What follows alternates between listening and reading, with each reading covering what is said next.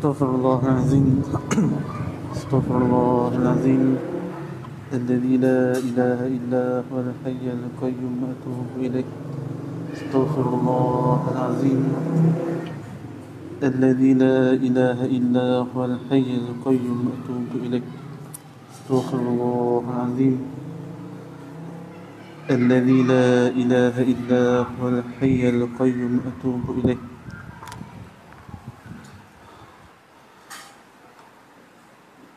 أعوذ بالله من الشيطان الرجيم. بسم الله الرحمن الرحيم. الحمد لله رب العالمين والصلاة والسلام على أشرف الأنبياء والمرسلين وعلى آله وصحبه أجمعين. أما بعد، Assalamualaikum warahmatullahi wabarakatuh.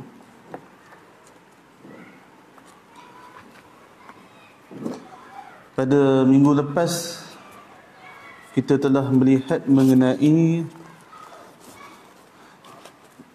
beberapa mengenai tahun duka cita, di mana tahun duka cita tersebut berlakunya dua perkara yang menyebabkan Nabi sedih. Iaitu yang pertama, peristiwa yang paling menyedihkan yang ditimpakan oleh kepada Nabi adalah, yang pertama adalah Abu Talib. Ya, Abu Talib, bapa saudara yang Nabi sayangi. Selama ini Abu Talib lah yang mempertahankan Nabi. Beliau lah yang paling rapat dengan Nabi sallallahu alaihi wasallam. Beliau telah meninggal dunia. Apa yang lebih menyedihkan lagi, Nabi mengetahui bahawasanya yang Abu Talib ini meninggal dunia dalam keadaan tidak mengucap dua kalimah syahadah. Tapi kalau tengok kepada apa yang dikatakan oleh Saidina Abbas, beliau berkata, beliau melihat mulut Abu Talib sedang bergerak-gerak. Pada ketika itu Saidina Abbas kata dia nak dengar dah apa yang dikatakan oleh Abu Talib ni. Maka apa yang dikatakan oleh Abu Talib disampaikan kepada Rasulullah dengan katanya, wahai anak saudaraku, telah benar dia telah mengucapkan apa yang kamu minta dia ucapkan, iaitu kalimah syahadah. Cumanya Nabi sallallahu alaihi wasallam bersabda, aku tidak mendengarnya apa yang dikatakan oleh Abu Talib. Kemudian selepas daripada itu, peristiwa yang menyedihkan Nabi sallallahu alaihi wasallam ialah Siti Khadijah kembali ke rahmatullah pada usia 65 tahun, iaitu pada 10 tahun kenabian. Dan ini adalah merupakan isteri Nabi sallallahu alaihi wasallam yang pertama. Dan di dalam banyak hadis Nabi sallallahu alaihi wasallam sangat memuji kepada Siti Khadijah. Jadi kita tengoklah mengenai peristiwa-peristiwa ini menyebabkan Nabi berasa sedih. Dan para sahabat juga kebanyakannya juga ditimpa ujian. Kadang-kadang pernah tak kita terfikir macam mana sahabat ni boleh menghadapi ujian-ujian yang besar? Kalau kita lah berada di tempat sahabat, adakah kita mampu untuk menghadapi ujian-ujian yang besar tersebut? Sebab ada orang sekarang ni dia kata alangkah indahnya kalau kita ni duduk bersama di zaman Nabi sallallahu alaihi wasallam. Tapi kalau ikut kepada keimanan kita, adakah kita ni mampu untuk menghadapi ujian-ujian yang besar ini? Sebab iman para sahabat ni bukannya macam iman kita. Iman mereka ni memang kita kata grade A lah. Memang first class punya iman ni. Bukannya macam iman kita. Mungkin iman kita lemah, ada iman kita yang kuat. Tapi antara faktor yang mengapa para sahabat ni boleh melalui ujian-ujian yang berat adalah, yang pertama, ia adalah mengenai keimanan. Ya, bila seorang ini hanya mengenal Allah dan dia mengenal Allah dengan sebenarnya, maka dia akan teguh dengan pendiriannya.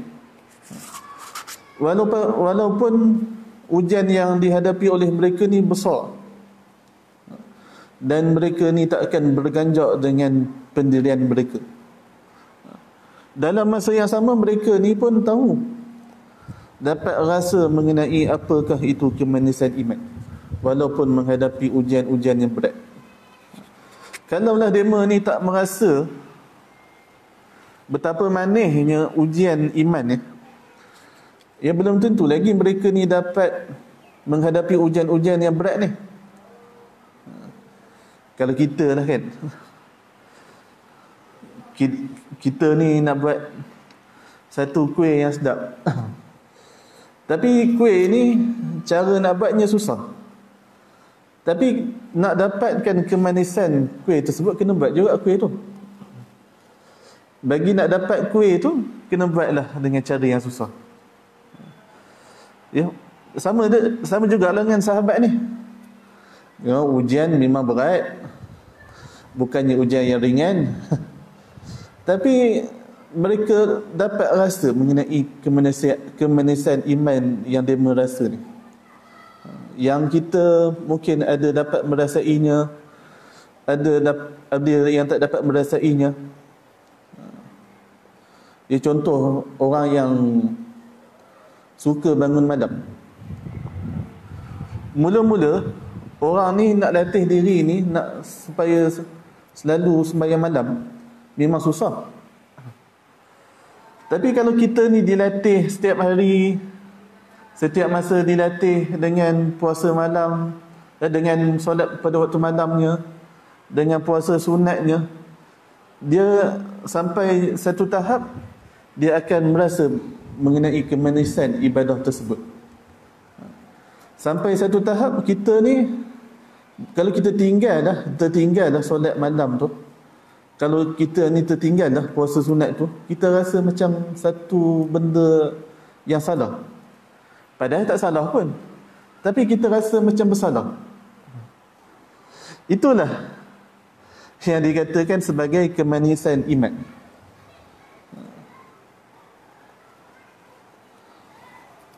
Antara sebab mengapa orang Islam ni boleh bersabar dalam menghadapi ujian adalah kerana kepimpinan yang dipimpin oleh Rasulullah sallallahu alaihi wasallam diterima dengan penuh jiwa raga.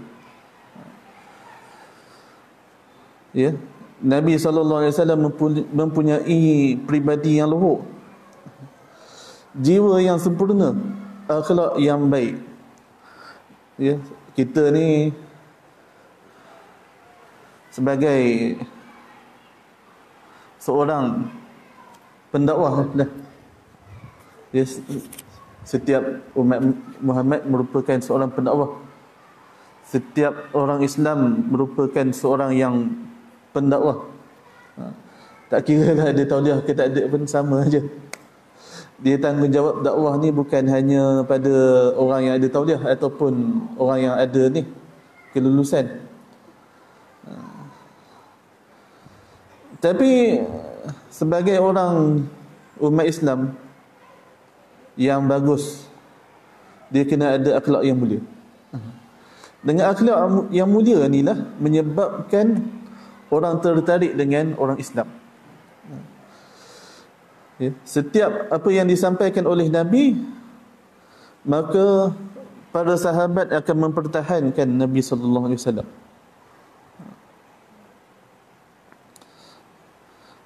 Dan ada satu anugerah yang Allah bagi kepada Rasulullah sallallahu alaihi wasallam yang tak ada diberikan kepada orang lain, iaitu nilai kemuliaan, kebaikan dan keutamaan yang paling tinggi darjatnya. Dan ni satu benda yang istimewa ada pada Nabi sallallahu alaihi wasallam. Setiap perkataan yang keluar daripada mulut Nabi, semuanya akan orang percaya. Ya. Hatta walaupun orang tersebut orang non muslim. Ya. Ni pada zaman Nabi ni, katanya orang non muslim pun percaya dengan kata-kata Nabi sallallahu alaihi wasallam. Nak kata percayanya orang musyrikin ni terhadap kata-kata Nabi,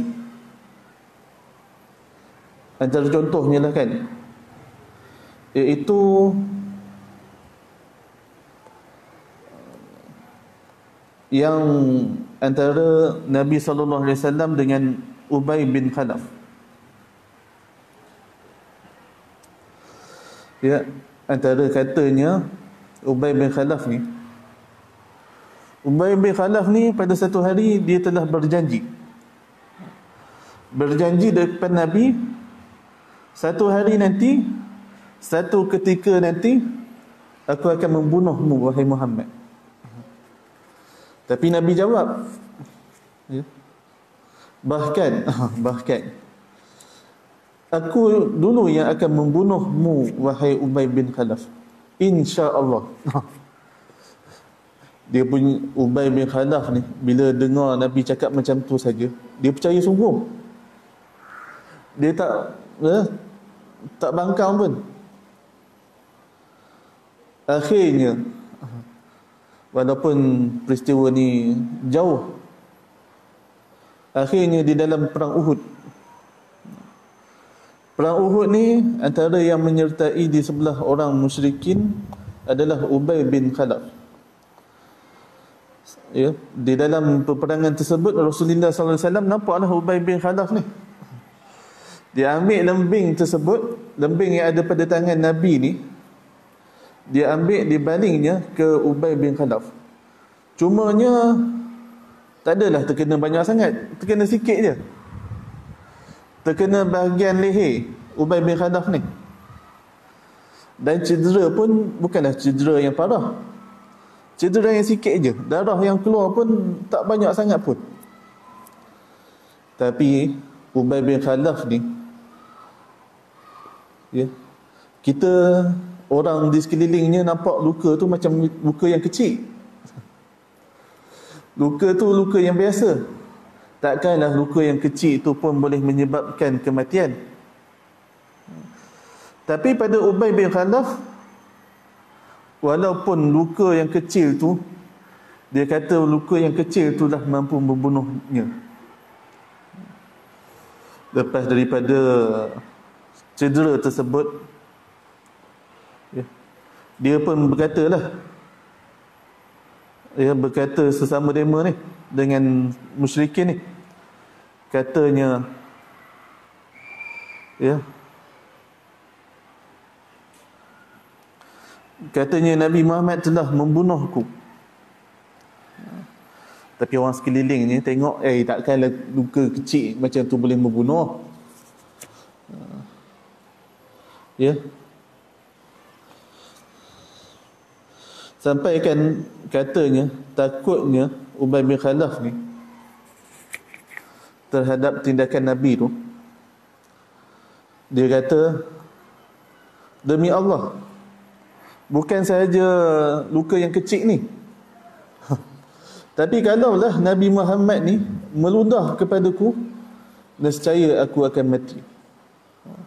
Ni nak digambarkan betapa takutnya Ubay bin Khalaf terhadap, ya, Nabi sallallahu alaihi wasallam. Dan dia percaya apa yang Nabi kata. Dan lepas daripada peperangan Uhud, ya, dengan luka kecil itulah maka Ubay bin Khalaf meninggal dunia, mati. Dan bahasa yang digunakan ini adalah bahasa, kita kata bahasa yang overreacting overreacting, lebih daripada benda yang berlaku sebenarnya. Tapi bahasa ni memang tak heran lah dalam bahasa Arab, ya, sampai katanya meludah pun boleh menyebabkan kematian ni. Rupanya benda ni juga disebutkan dalam syair, tapi bahasa yang sama lah, ya, bahasa yang sama. Ada seorang lelaki ni ada seorang lelaki ni, dia ni suka sangat pada seorang perempuan ni, sampai kan dia buat satu syair dalam bahasa Arab. Nak katakan bahasa Arab ni, ya, ada kadanya dia punya overreactingnya boleh tahan juga. Kalau kita tengok dalam kisah Ubay bin Khalaf ni, kalau Nabi ludah pada aku pun aku akan mati. Kalau pada logik akalnya, takkanlah ludah pun boleh menyebabkan kematian. Rupanya itulah mengenai bahasa Arab, ya. Itu kalau Ubay bin Khalaf ni mengenai betapa takutnya, ya, Ubay bin Khalaf terhadap Nabi SAW. Tapi dalam syair ni, ya, dalam syair ni katanya, ya, mengenai perasaan cinta terhadap seorang perempuan, ya. Syair ni bagi menjawab, ada orang yang menuduh Imam Syafi'i ni tak pandai berbahasa Arab. Tapi yang cakap itulah yang sebenarnya tak reti bahasa Arab, tak berapa fasih. Falau tafalat fi bahrin wal bahrul malihun la asbaha ma'a bahrin min rikiha azban.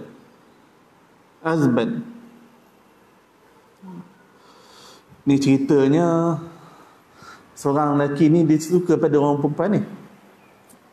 Katanya, kalaulah orang perempuan ni dia ludah dalam air laut, ya, nak kata pekatnya ludah orang perempuan ni, kalaulah orang perempuan tu dia ludahnya air liurnya dalam laut, nescaya air laut yang masin tu boleh berubah jadi sedap. Nak kata bayangnya, ya, kalau kita ludah dalam air laut pun mustahil lah rasanya air laut tu boleh jadi sedap. Tapi nak gambarkan betapa sayangnya orang lelaki ni pada orang perempuan tersebut, ya, walaupun dengan ludahnya yang sedikit tu, ya, boleh mampu mengubah, ya, air laut menjadi sedap. Nak katanya betapa sayanglah orang lelaki tu kepada perempuan tersebut. Padahal mustahil lah, ya, dengan ludahnya boleh menyebabkan air laut jadi sedap. Padahal ludah berapa titik sangat pun, nak dibandingkan dengan air laut. Yang ketiga, perasaan tanggungjawab, ya, para sahabat dalam menyebarkan dakwah. Kalaulah sahabat ni tak semuanya jenis tak kuat belaka, semuanya tak boleh tahan ujian, semuanya lari daripada tanggungjawab, ya, adakah kita boleh lagi mendapat dakwah daripada sahabat Nabi? Adakah kita boleh lagi yang menerima Islam. Kalau demo ni lari daripada tanggungjawab, maka kesannya lagi buruk. Ada sahabat sanggup meninggalkan kampung halaman untuk menyebarkan dakwah. Sampai ada sahabat tu sampailah ke negeri China. Punya jauhnya, ya, sahabat ni mengembara. Keempat, ya, mengapa para sahabat ni sanggup mengambil ujian-ujian yang berat ni? Adalah mereka ni percaya bahawa sengsara di dunia ni sekejap je. Ujian yang ada di atas dunia ni sekejap je, tak lama pun, nak dibandingkan dengan nikmat di akhirat nanti. Takkanlah di dunia ni kita tak nak menempuh ujian yang singkat ni, bukan lama pun. Tapi di akhirat nanti mereka akan merasakan nikmat yang lebih besar daripada nikmat di dunia ini. Ya, kalau di dunia ni dapat nikmat, kalau di sana dapat sengsara, tak guna juga. Ya, sengsara di akhirat nanti lebih susah daripada sengsara di dunia. Ya, nikmat di akhirat lebih besar berbanding dengan nikmat di dunia ni. Nak dibandingkan nilainya, nikmat di dunia ni, sengsara di dunia ni takkan sama pun dengan sayap nyamuk, ya, berbanding dengan di akhirat nanti. Tak ada nilai pun, ya, dunia ini nak dibandingkan dengan akhirat. Sebab itulah, ya, para sahabat ni sanggup, ya, melalui beberapa ujian tersebut. Yang terakhir ni daripada petikan Al-Quran ni, ya, am hasibtum an tadkhulul jannah. Allah tanya kepada orang-orang Muslim, ya, ya, kamu ni layak ke masuk syurga? Layak ke masuk syurga? Walamma ya'tikum masalal ladzi khalau min qablikum. Sedangkan kamu ni tak rasa apa ujian-ujian yang, ya, seperti mana umat-umat yang terdahulu. Ya, syurga ni, nak masuk dalam syurga ni bukan satu perkara yang mudah, bukannya satu perkara yang senang. Ya. Kalau kita nak pergi satu tempat yang nikmat pun bukan perkara yang mudah. Ya, syurga ni adalah satu tempat yang tinggi nilainya. Takkanlah semudah itu nak masuk di dalam syurga.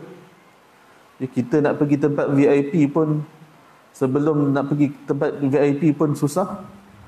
Ni nak dibandingkan dengan syurga. Syurga ni tinggi nilainya. Ya, takkanlah nak masuk syurga dengan cara yang mudah.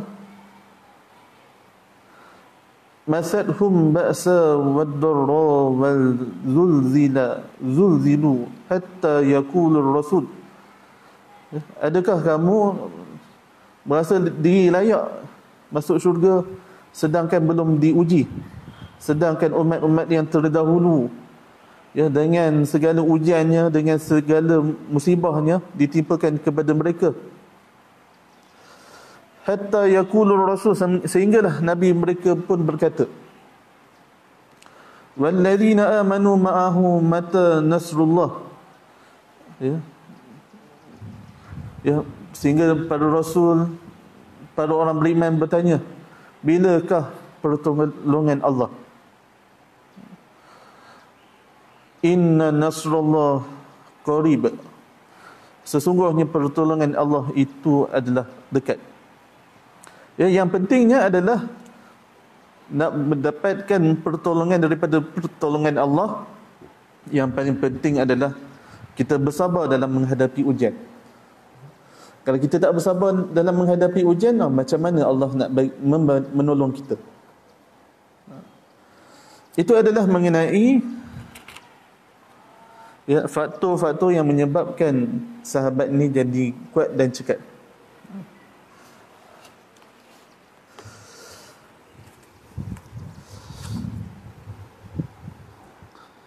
Pada hari ini kita akan lihat pada muka surat yang ke 34. Sebab minggu lepas kita ikut pada garis masa, mula-mula berlakunya kewafatan Abu Talib.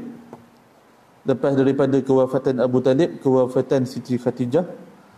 Lepas daripada kewafatan Siti Khadijah, Nabi SAW berkahwin dengan Saudah.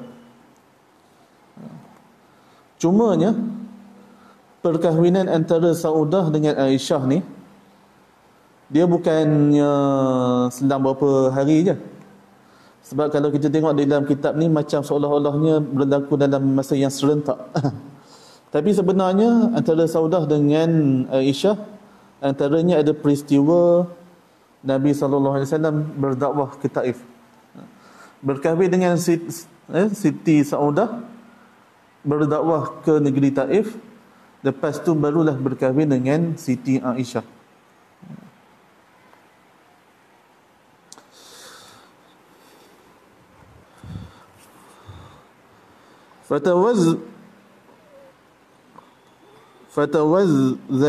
fatazawwaja ba'da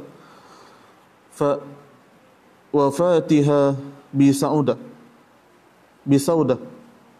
ba'da an tuwfiya anha zawjaha wa kanat qad amanta billahi wa rasulih wa khalafat aqribaha.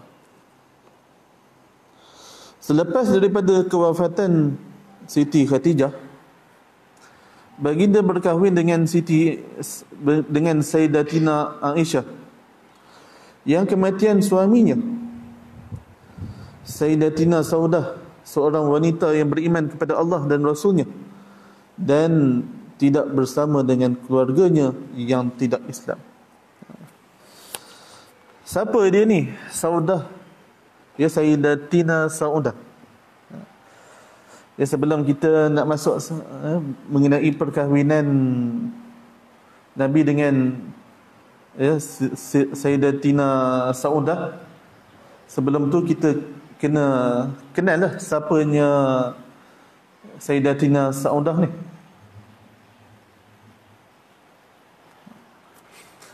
Nama sebenar beliau adalah Ummul Mukminin. Ya, Ummul Mukminin, ibu bagi orang-orang yang beriman. Sayyidatina Saudah binti Zam'ah bin Qais bin Abdul Syam bin Abdul Wadud bin Abdul Wud bin Nasr al-Quraisy al-Amiriyah. Ya, beliau berketurunan Quraisy daripada Al-Amiriyah. Sebelum beliau berkahwin dengan Nabi, beliau telah berkahwin dengan Al-Sakran bin Amir, iaitu adik-beradik kepada Suhair bin Amr bin Al-Amiri. Ya. Lepas daripada suaminya wafat, maka beliau pun berkahwin dengan Rasulullah sallallahu alaihi wasallam.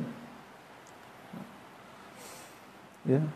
Inilah wanita pertama yang dikahwini oleh Rasulullah sallallahu alaihi wasallam lepas daripada Siti Khadijah wafat. Tapi ini pun ada khilaf juga ni. Ada pendapat mengatakan lepas daripada Siti Khadijah wafat, ya, wanita pertama yang dikahwini oleh Nabi adalah Siti Aisyah. Ada pendapat lagi yang menyatakan, ini pendapat daripada para ulama dah.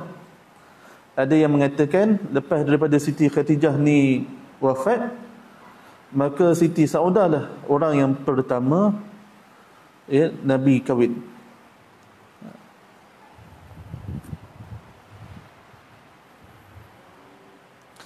Dan beliau ni lah orang yang memeluk agama Islam.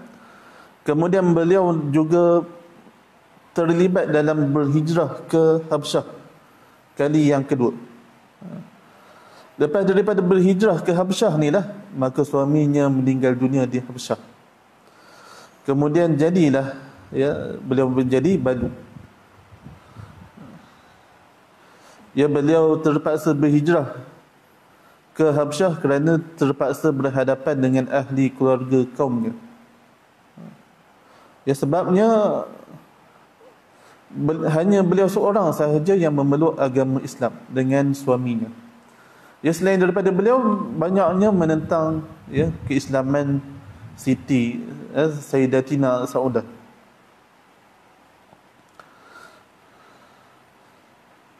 Ini merupakan, kita katakan, satu tindakan yang baiklah apa Nabi sallallahu alaihi wasallam lakukan terhadap Sayyidatina Saudah. Dengan Nabi berkahwin dengan Sayyidatina Saudah ni dah menyebabkan iman beliau terpelihara. Kalaulah ini mungkin mustahil berlaku, kalaulah Nabi tak berkahwin dengan Sayyidatina Saudah, maka ujian yang akan dihadapi oleh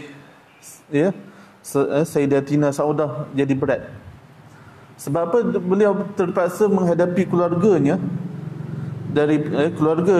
dalam mempertahankan agama Islam. Dan orang Quraisy ni, perangai dia akan lakukan apa sahaja demi untuk menyebabkan seorang itu keluar daripada agama Islam. Kalaulah ini satu tindakan yang baiklah, dengan perkahwinan inilah dapat memelihara keimanan Sayyidatina Saudah.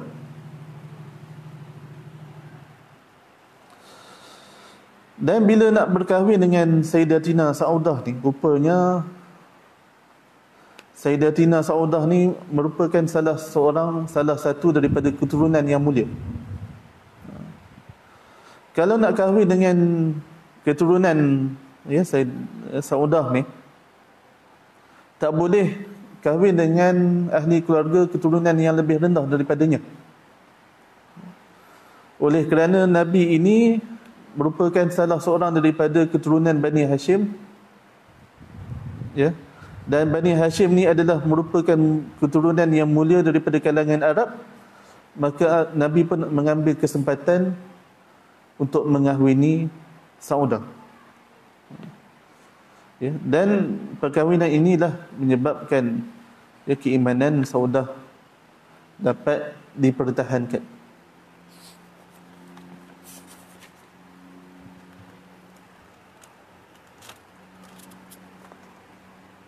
Daripada Bani Muttalib, bukan Bani Hashim, daripada Bani Muttalib.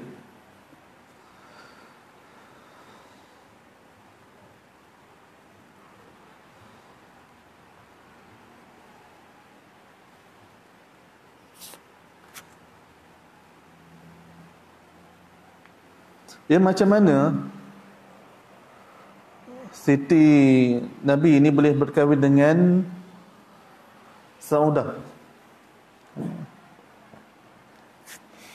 Lepas daripada kewafatan Siti Khadijah, maka ibu saudara kepada Nabi ni, iaitu Khawlah binti Hakim, pernah menyarankan Nabi supaya berkahwin lagi. Sebab tengoknya Nabi ni sedih je dengan kematian isterinya Siti Khadijah, maka disarankan kepada Nabi untuk berkahwin seorang lagi. Bila Khawlah ni menyarankan Nabi berkahwin lagi, Nabi pun senyap je, tak bagi satu keputusan yang mutamat.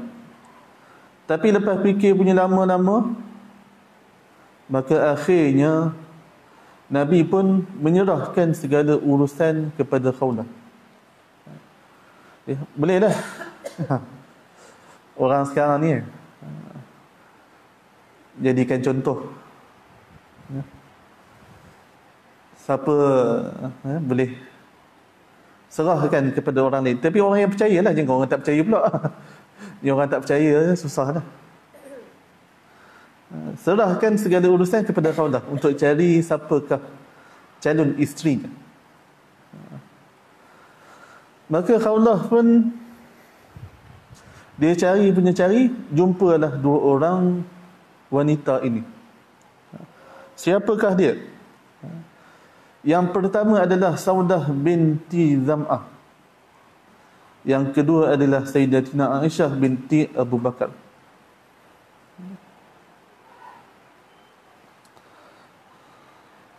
Ya, pada ketika itu Saudah ni bukan muda lagi. Pada ketika itu Saudah pun sudah berusia lanjut. Ya, balu lagi. Tapi oleh kerana Nabi fikir, ya, Saudah ni adalah wanita yang, kita kata wanita yang hebat lah, wanita yang cekal. Dia sanggup meninggalkan keluarganya untuk mempertahankan iman. Dia sanggup berhijrah ke negeri Habsyah walaupun tak ada seorang keluarga pun yang melindungi Saudah ni. Semuanya pakat tak suka dah dengan keimanan Saudah ni. Jadi Nabi pun memilih untuk berkahwin dengan Saudah. Dan perkahwinan ini ya atas dasar keimanan, untuk mempertahankan keimanan.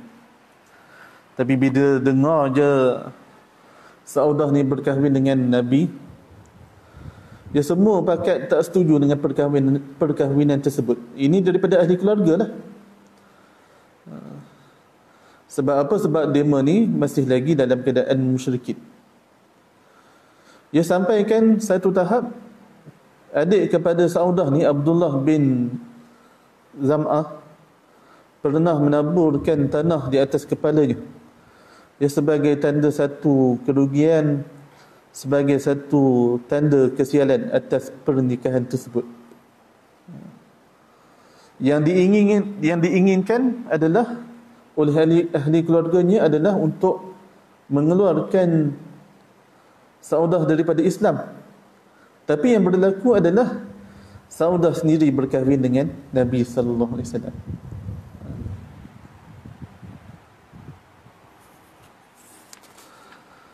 Dan Saudah ni merupakan seorang perempuan yang pemurah. Ya, seorang perempuan yang banyak menderma.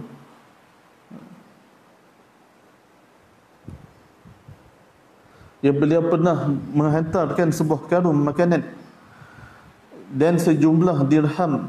Lalu Saudah bertanya, apakah ini? Ya. Ya, pada satu hari ada orang yang pemurah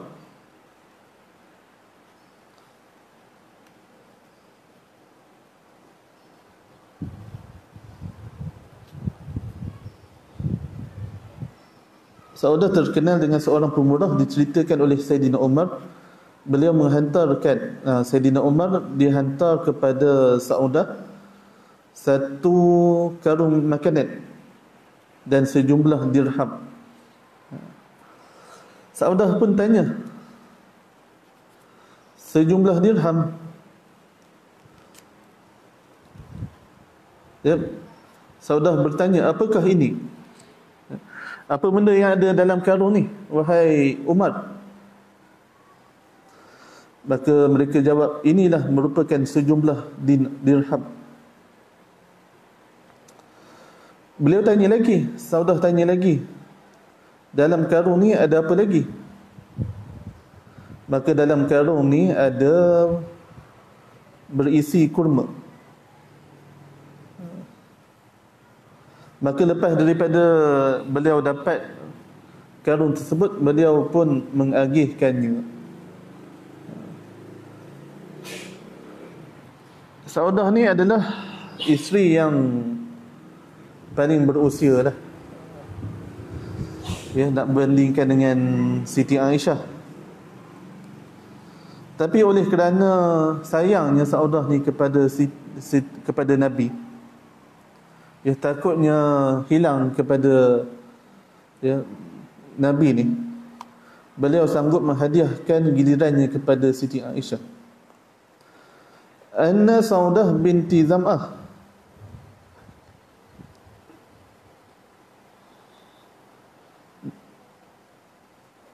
yaumuha li Aisyah wa kana Nabi sallallahu alaihi wasallam yuksim li Aisyah bi yaumaha wa yaumun Saudah.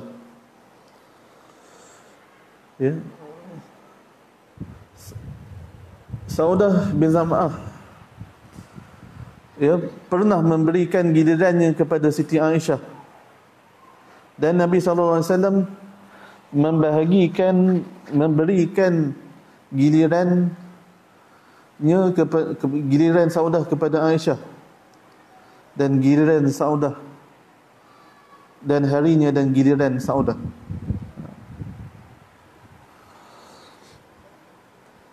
Daripada Ibnu Abbas bahawa Siti Saudah takut akan Nabi akan mentalaknya, beliau berkata, la tatallaqni wa la amsikni wa waja'al yaumi li Aisyah. Ya, Siti Saudah kata, janganlah ceraikan aku, janganlah talakkan aku, dan kekalkan aku jadi isteri kamu, dan jadikanlah giliranku buat Aisyah. Dan Siti Aisyah pun kagum dengan kepribadian Siti Saudah. Ma ra'aitu imra'atan ahabu ila an akuna fi misliha ma Saudah binti Zam'ah min amra'atin fiha hiddaha falamma kabirat ja'al yawmuha min Rasulillah di Aisyah. Ya, tidak ada wanita pun aku lebih suka untuk jadi sepertinya daripada Saudah binti Zam'ah. Beliau adalah seorang yang cerdik, berjiwa gagah. Tatkala beliau sudah tua, beliau telah menjadikan giliran bersama Rasulullah untuk Aisyah. Ini bagi pengajaran ni bagi orang yang berpoligami lah. Orang sekarang ni ramai orang lelaki nak berpoligami, tapi tak sedar dia punya tanggungjawab dia. Tak sedar dengan tanggungjawabnya, dia kena berlaku adil terhadap isteri-isterinya. Kalau tak berlaku dengan isteri-isterinya, akhirat nanti akhirat nanti tanggung lah. Ya. Nabi ni sesama isterinya berlaku adil. Ada giliran bersama isteri muda, ada giliran bersama dengan isteri tua. Tapi Nabi tak adalah macam, tak apalah isteri muda ni bagi nama sikit, isteri tua ni sekali-sekala udahlah. Nabi tak buat macam tu. Ya, kalau boleh Nabi ni nak adil sesama isteri-isteri beliau. Nak berlaku trend, kita kata kejujuran lah antara isteri-isterinya. Kalau Siti Saudah bagi gilirannya kepada Aisyah, barulah Nabi pergi ke rumah Siti Aisyah. Tapi kalau Siti Saudah tak bagi, Nabi tak akan pergi. Nabi tak kata, isteri muda ni lama sikit tak apa, isteri tua ni sekejap-sekejap boleh lah. Nabi tak buat macam tu. Tapi ini perlulah kerjasama antara isteri-isteri. Macam kes Siti Saudah ni, dia tak nak Nabi mentalakkan Siti Saudah ni. Oleh kerana kekhawatirannya, maka dia bagi giliran kepada Siti Aisyah. Tapi giliran ni kena adil lah. Tak boleh lah ya ada yang lagi banyak, ada yang lagi sikit. Kena sama adil. Ya. Dan Nabi ni bila nak berkahwin, Nabi akan bagi tahu kepada isteri-isteri yang lain. Nabi tak adalah ya, bila berkahwin dengan Siti Saudah, tiba-tiba dengan Siti Aisyah pergi ke Madinah. Tak ada. Nabi tak buat kerja macam tu. Ya, orang sekarang ni ya, isteri pertamanya daftar kat Malaysia, isteri kedua daftar kat Siam. Bila dia meninggal dunia, tiba-tiba isteri yang kedua datang masa kematiannya. Isteri pertama tanya, siapa ni? Ni isteri yang kedua dia. Bila yang paling teruk sekali masa ni lah, masa nak daftar anak ke sekolah, masa nak faraid, ini paling sakit lah. Sebab apa? Dia tak daftar kat Malaysia. Kalau tak daftar kat Malaysia, macam mana kita nak buktikan perkahwinan kedua pasangan ni? Ya, kena daftar lah. Tak boleh dah kita sorok-sorok benda ni. Itu pun berlaku kezaliman juga antara madu ni. Kita jangan nampak poligami ni satu benda yang menyeronokkan. Tapi dalam masa yang sama kita kena ingatlah tanggungjawabnya bukannya tanggungjawab yang ringan, tanggungjawab yang berat. Sama ada daripada pihak suami ataupun pihak isteri.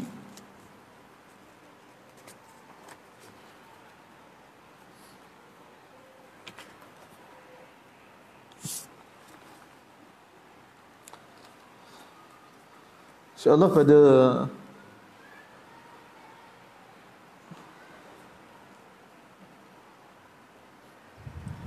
pertemuan yang akan datang kita akan lihat mengenai perkahwinan Nabi dengan Siti Aisyah.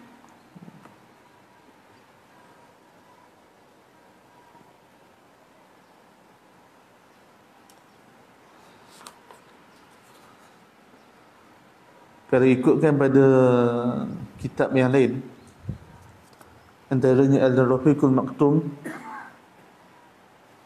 pengarang dia menggariskan masa lepas daripada perkahwinan dengan Saudah, Nabi berhijrah ke Taif.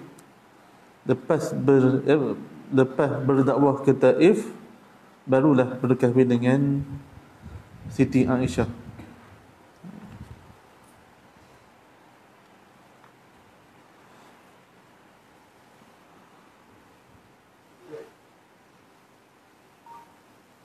InsyaAllah dalam pertemuan akan datang kita akan sambung mengenai perkahwinan dengan Siti Aisyah.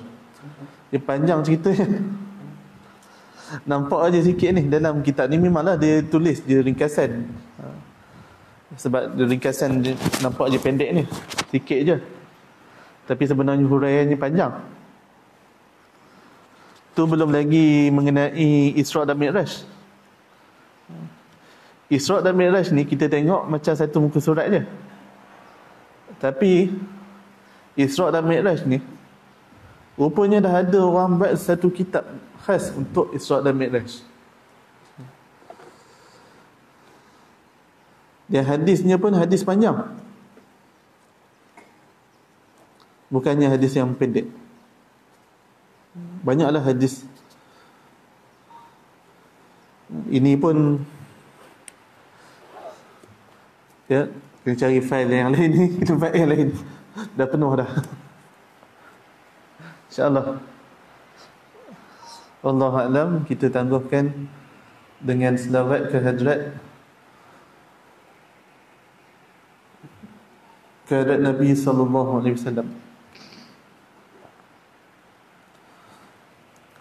Allahumma salli afdala salatin ala as'adi makhluqatika sayyidina Muhammad wa ala alihi wa sahbihi wa sallim adada ma'lumatika wa midada kalimatika kullama ذكرك ذاكرون وغفل عن ذكر الغافلون اللهم صل أفضل صلاة على أسعد مخلوقاتك سيدنا محمد وعلى آله وصحبه وسلم عدد معلوماتك ومداد كلماتك كلما ذكرك ذاكرون وغفل عن ذكر الغافلون اللهم صل أفضل صلاة على أسعد مخلوقاتك سيدنا محمد وعلى آله وصحبه وسلم عدد معلوماتك ومداد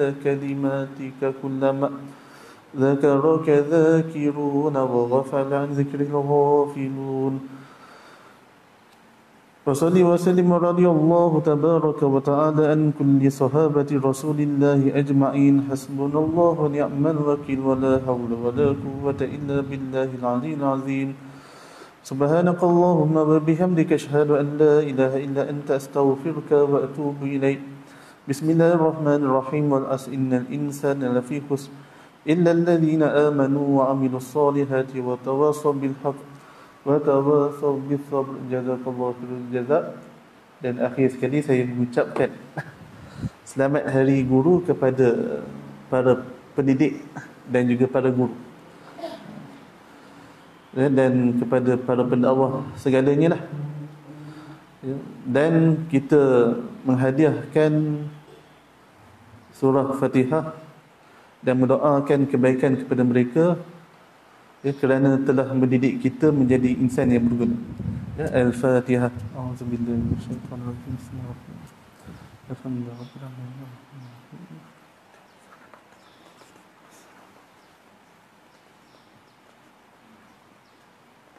Bismillahirrahmanirrahim. Alhamdulillahirabbil alamin wassalatu wassalamu ala asyrafil anbiya'i wal mursalin wa ala alihi wa sahbihi ajma'in.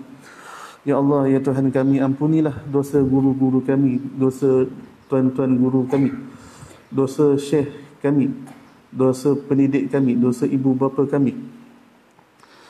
Jadikanlah kubur-kubur mereka salah satu daripada kebun syurga. Dan janganlah jadikan kubur mereka sebagai salah satu daripada lubang neraka. Ya Allah, dengan keberkatan mereka mengajar kami, mereka mendidik kami, dengan kesabaran mereka mentarbiah kami, jadikanlah usaha-usaha mereka menjadi syafaat di hari akhirat nanti. Ya Allah, layanilah mereka dengan layanan yang baik di akhirat nanti, seperti mana mereka melayan kami. Ya Allah, jadikanlah mereka insan yang mulia di dunia dan di akhirat, insan yang dihormati, insan yang diagungkan. وصلى الله على سيدنا محمد وعلى آله وصحبه وسلم والحمد لله رب العالمين. تقبل الله منكم. السلام عليكم ورحمة الله وبركاته.